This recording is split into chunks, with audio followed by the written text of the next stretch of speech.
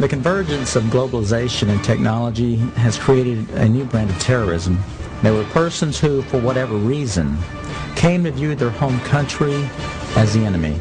The kind of right-wing, religious-based domestic terrorism. Disturbing news tonight about homegrown terror. Part of this is big change in the White House, a new cultural experience, and some of the crazies are coming out of their closet. Right now, it looks like there is no connection between the men arrested and any known terrorist cell. Homegrown. Homegrown, I should say.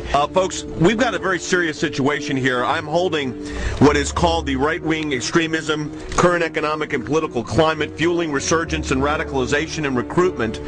And in it, we talked about the fact that they define pro-lifers as domestic terrorists. They put this in a Department of Homeland Security document, this official assessment, now saying pro-lifers, people that believe in end-time prophecies, people that are opposed to the administration's position on immigration, those of us that are standing up for the sanctity of life and for the sanctity of marriage, all of those are now potential, and this is what they're saying, domestic terrorists. It's a terrorist next door that could be our bigger threat. They call people who believe in the sanctity of life, who believe in owning firearms, who believe in serving their country in the military and coming back, who are very concerned about the policies that this nation is embarking on, spending too much money, taxing too much. It's all listed right here.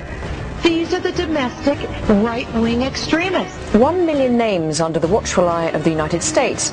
America's so-called terrorist watch list has hit the record number according to one of the country's most prominent civil liberties groups. That's a lot of people to keep track of. They're adding new people all the time. It's a secret list that you don't know really quite how one gets on and you don't know how you get off. They're coming out and profiling huge groups of people. You know, if you voted for a certain political candidate, you should be considered a potential threat.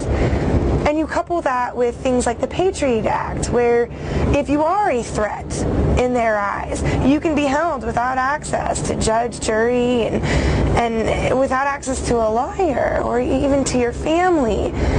That's very concerning because we've watched our country go through and do this to brown people, you know, overseas. They're rounding up enemy combatants and they're putting them in camps and they are torturing them. That is a fact. We know that. In Missouri, a new document meant to help Missouri law enforcement agencies identify militia members or domestic terrorists has drawn criticism. The February 20 report called the Modern Militia Movement mentions such red flags as political bumper stickers for third-party candidates, such as Ron Paul, who ran for president, talk of conspiracy theories, such as the plan for a superhighway linking Canada to Mexico, and possession of subversive literature. So the state police of Missouri have been told that if you see a car with a bumper sticker that opposes the so-called creation of North American Union, the superhighway, that you are probably following a militia member, that you are following an anti-government radical. If you see a car with a bumper sticker that says Ron Paul for president, you might be dealing with a violent radical. Exercise extreme caution.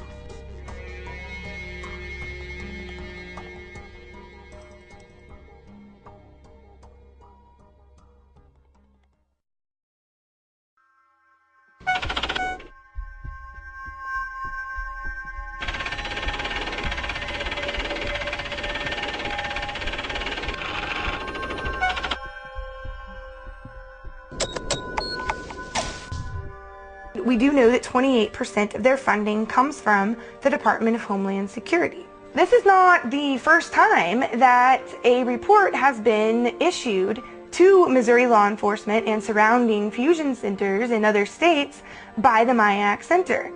Previously, there have been several reports, such as the MIAC report,